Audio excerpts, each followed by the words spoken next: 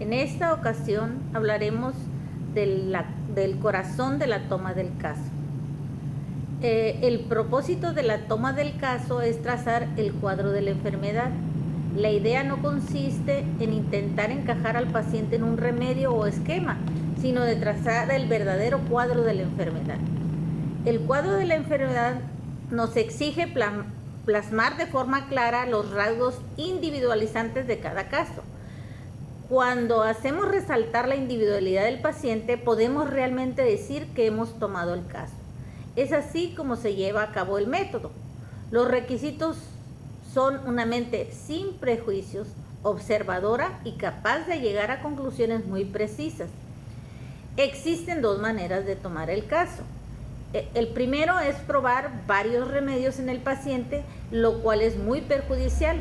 Segundo, tomar cuidadosamente todos los síntomas relevantes del paciente y después buscar un medicamento apropiado en el repertorio y en la materia médica, método más seguro y correcto.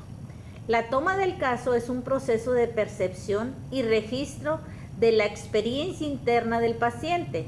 No es intentar teorizar o simbolizar lo que vemos, sino tratar el cuadro de lo que vemos. Antes de hablar de cómo tomar un caso, hemos de tener muy claro qué es lo que estamos buscando, por lo que debemos de considerar lo siguiente. Primero, que cada medicamento produce una perturbación central específica. Segundo, esa perturbación se identifica como los síntomas mentales infuncionales de los sistemas nervioso, endocrino e inmunológico, que juntos forman un eje que se llama sistema psico-neuro-endocrino-inmunológico. Tercero, también debemos de considerar las peculiaridades locales que también nos indican la perturbación central que tiene el enfermo. Al tomar un caso, se requiere averiguar la perturbación central oculta por los rasgos de la patología periférica. En un caso agudo o en uno de origen reciente o en el caso de un niño, la perturbación central está menos tapada de la vista y los síntomas surgen de forma más espontánea sin mucho esfuerzo para el médico. En los casos crónicos en que ha pasado mucho tiempo, la perturbación central está más tapada y el médico ha de hacer un esfuerzo consistente para averiguar los síntomas originales. Existen dos factores que contribuyen a tapar la perturbación central. El primero es los síntomas de la situación del paciente, o sea, la edad, el sexo, la profesión, la educación, la familia, en fin, una serie de factores. Todos dejan su marca en la persona, produciendo ciertos rasgos específicos. De los síntomas que descubrimos, hemos de desestimar aquellos que se pueden explicar por la situación del paciente, considerando también su contexto familiar y sociocultural. Segundo, los síntomas de la patología. Al ser común a varias perturbaciones centrales, pierde su valor como rasgo en cuanto a la identificación de la enfermedad.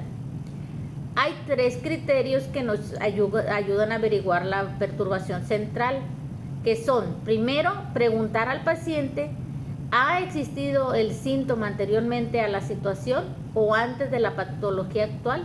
Si es el caso, entonces podemos tomarlo como un síntoma de la perturbación central.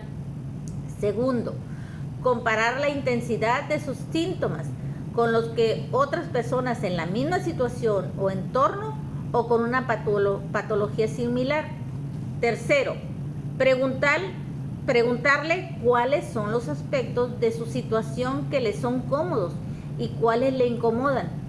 La situación más cómoda para el paciente estará en concordancia con su naturaleza.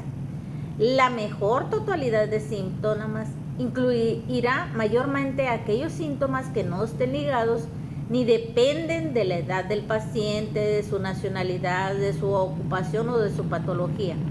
A medida de que la totalidad se vuelve más y más desprovista de las señales de la situación y de la patología, más claras se vuelven las indicaciones para el medicamento.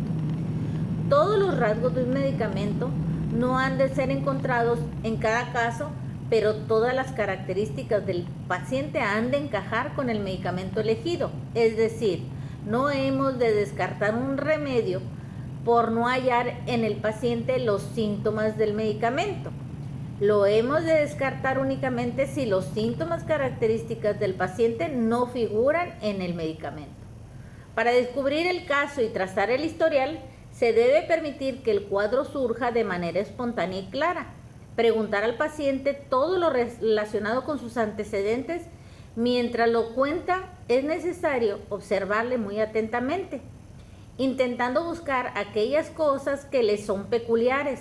Debemos comprobar las impresiones que recogemos, confirmar si es posible varias veces lo que manifiesta el paciente para estar seguros de los síntomas en los que vamos a basar el diagnóstico.